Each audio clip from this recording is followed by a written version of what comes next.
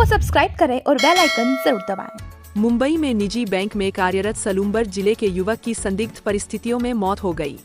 वह घर से नौकरी पर जाने के लिए निकला, लेकिन जॉब पर नहीं जाकर मुंबई से निजी बस से गांव के लिए रवाना हो गया। रास्ते में गुजरात भरूच के आसपास तबीयत बिगड़ने पर उसे भरूच सिविल चिकित्सालय ले जाया गया, जहां उसने दम तोड़ दिया। मृत युवक के पिता झारोल निवासी रोडीलाल चौबीसा ने अंकलेश्वर थाने में रिपोर्ट दी। इसमें बताया कि उनका पुत्र आशीष कुमार चौबीसा बुधवार को सुबह 11 बजे मुंबई में नौकरी के लिए घर से निकला था। दोपहर में उसने हमेशा की तरह पिता से बात की। शाम 7 बजे फोन कर बताया कि वह घर आ रहा है, लेकिन वह घर नहीं पहुंचा। जब पिता ने उसे फोन किया तो उसका मोबाइल स्विच ऑफ था और वह रात 10 बजे तक घर नहीं लौटा था। रात्रि 11 करीब बजे टेलीफोन से सूचना मिली कि आशीष मुंबई से राजस्थान आने वाली बस से जा रहा था। उसी दौरान उसने अंकलेश्वर से पहले अंसार मार्केट के सामने बस में जहर खा लिया और उसे भरूच सिविल अस्पताल ले जाया गया है। सूचना मिलते ही परिजन मुंबई से रवाना हुए और भरूच सिविल चिकित्सालय पहुंचे। युवक को चिकित्सालय में चिकित्सकों ने मृत घोषित कर दिया। गुरुवार को पिता व अन्य परिजन भरूच पहुंचे। पुलिस ने शव का पोस्टमार्टम करवाकर परिजनों को सुपुर्द किया। परिजन शव लेकर झारोल गांव के लिए रवाना हो गए। पिता रोडीलाल के अनुसार कुछ दिनों से आशीष शादी के बाद पारिवारिक मामले को लेकर काफी परेशान था और कुछ दिनों पूर्व पेशी पर गांव आया था। रविवार को गांव से मुंबई चला गया, लेकिन बुधवार को मुंबई में नौकरी पर नहीं जाकर निजी बस से गांव के लिए निकल गया और रास्ते में परिचित लोगों को ऑडियो मैसेज कर अपनी बात बताई और रास्ते में यह घटना हो गई। 12 मिनट के ऑडियो में युवक ने ससुराल पक्ष से परेशान होने की पूरी घटना को बताया है। साथ ही उसके वकील और डीएसपी से अपने बच्चे को लेकर उम्मीद जताते हुए आखिरी बार माता पिता के साथ रखने को कहा है। आप भी सुनिए वायरल ऑडियो को। मैं वासुदेव जी, मैं हार गया, आपकी जीत हुई। अब मेरे में इतनी ताकत नहीं है कि मैं 24 घंटे इन बातों को दिमाग में ले चलूँ। मेरे को पता नहीं, मेरे में शक्ति ख़त्म हो चुकी है। तो ये जीत का सेहरा आपको है और किसी ना किसी को तो इस मामले को फुल स्टॉप करना ही था, तो मैं ही कर देता हूँ। और मेरे पास आपको, आपकी बीवी को, आपके बेटे को, आपके जो दामाद, आपकी जो बेटियां हैं, मैं आपको माफ़ कर सकता हूँ। इसके बाद मैं अब कुछ कर नहीं सकता आपके लिए, क्योंकि अब मैं चाहता हूँ अपना हिसाब यहीं ख़त्म हो जाए। मैं अब पता नहीं पन्ना कहाँ खुलेगा। मेरे में इतनी ताकत नहीं है कि मैं आपको झेल सकता हूँ। तो मेरी रिक्वेस्ट है कि आप मेरा पीछा छोड़ दीजिए आप, और सिवाय माफ़ी के मैं आपको कुछ दे नहीं सकता। और माफ़ भी इसलिए कर रहा हूँ क्योंकि मैं नहीं चाहता हूँ कि मेरे पेरेंट्स अब किसी भी प्रकार की तनाव लें आपको लेकर के। तो हम आपको मुक्त करते हैं, मैं खुद मुक्त हो रहा हूँ आपसे। और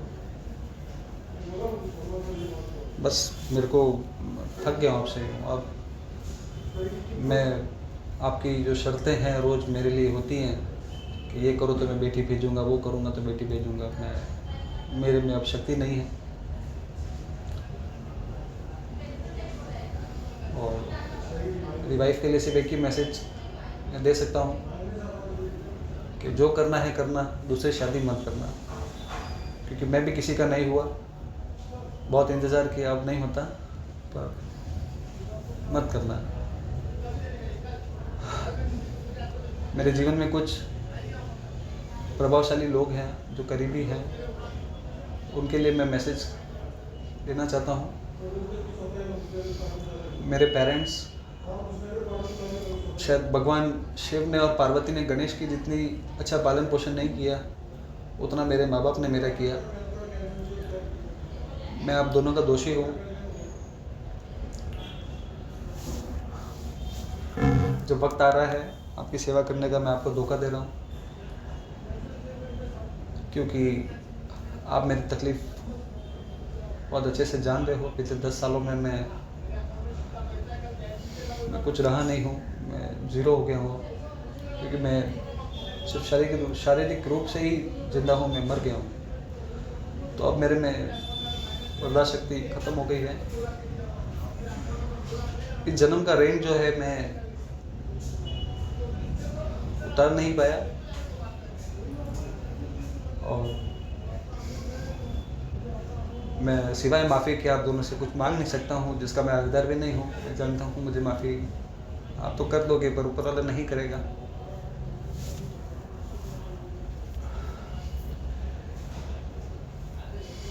मेरे पिता ने मेरे को बहुत संभाला, इतनी अच्छी परवरिश दी, सब कुछ दिया।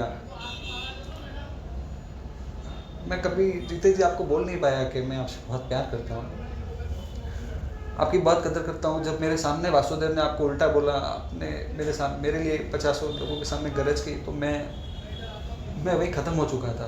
पर मैं सर्वाइव कर रहा था कि शायद अपनी गाड़ी लाइन पे आ जाए, सब ठीक हो जाए, पर मैं कभी उभर ही नहीं पाया इन सब चीज़ों से।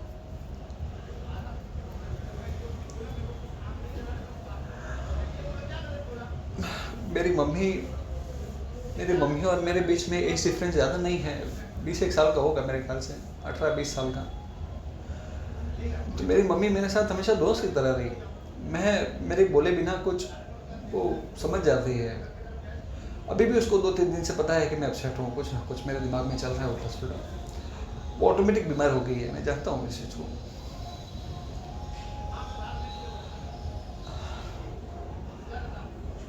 मैं आप दोनों के लायक ही नहीं हूँ एक्चुअली। जो मैं कर रहा हूँ मुझे इसके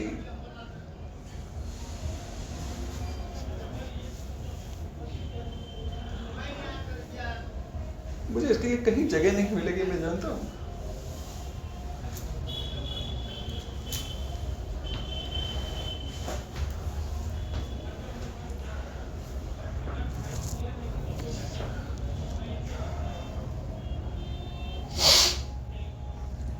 मेरा छोटा भाई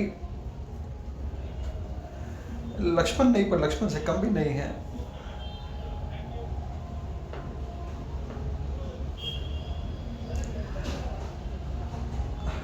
मेरा भाई नहीं रहे, मेरा दोस्त है गया था पिछले कुछ समय में, हम उम्र हो गया, मेरे जितना होने लगा, तो सारी चीज़ें समझ रहा था, मेरा दर्द समझ रहा था, और मैं भी हर चीज़ें उससे खोल करके बात करता था। मैं तुझे छोड़ के जा रहा हूँ अकेला, तो तेरे से भी माफ़ी मांगने का हकदार मैं नहीं हूँ। मैं सिवाय वो उदयपुर के घर के कुछ कर नहीं पाया तेरे लिए। उस घर को बेच करके लोन उतारने के बाद जो पैसे बचे उससे अपने लिए कुछ व्यापार कर लेना।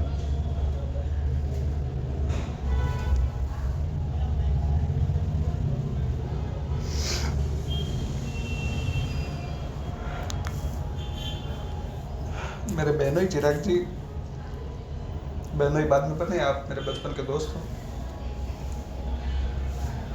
मैं जानता हूँ आप मेरी बहन को बहुत अच्छे से रखते हो, आपके बहुत अच्छा रिश्ता है, और मैं उम्मीद करता हूँ आप दोनों का जो आगे का जीवन है खुशियों से रहे। मेरे दोनों बच्चों को मैं बहुत प्यार करता हूँ, और उन दोनों को मिलने के लिए ही मैंने 4-5 महीने सर्वाइव किया। तो ये मैंने जो कदम आज उठा रहा हूँ, मैंने बहुत पहले उठा लिया होता।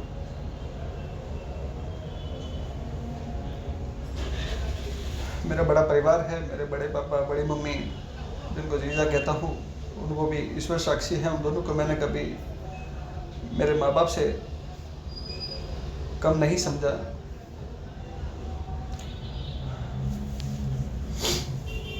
हमेशा कभी भी कोई चीज़ की तो प्राथमिकता उनको दी।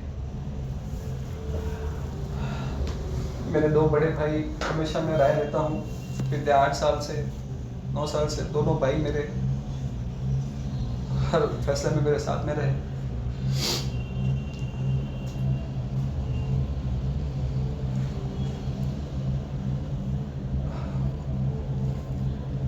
मेरी बहुत इच्छा थी कि मैं भतीजों की शादी करवाऊँ, उसमें मेरे भाइयों की हेल्प करूँ हर चीज़ों में, तो शायद ये पॉसिबल नहीं है।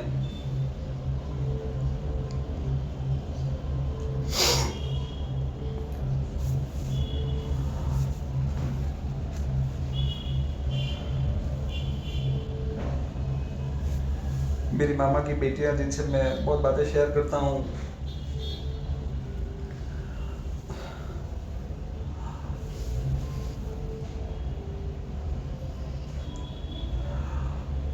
और एक जीव बाणा में है मेरा जो शायद गर्भ में ही था और वो चला गया वहाँ पे।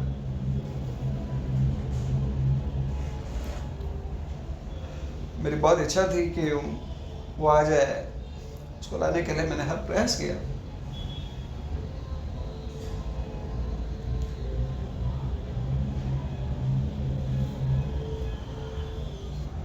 मैंने ये ऑडियो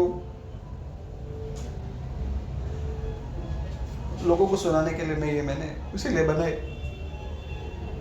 ताकि वो कभी जब समझने लायक हो जाए तो वो ये सुने और शायद मुझे कभी भविष्य में समझने की कोशिश करेगा, और जो वो पालन पोषण कर रहे हैं वो मेरे खिलाफ उसके कान भरेंगे तो उसे पता चलेगा कि हकीकत क्या थी, क्या है।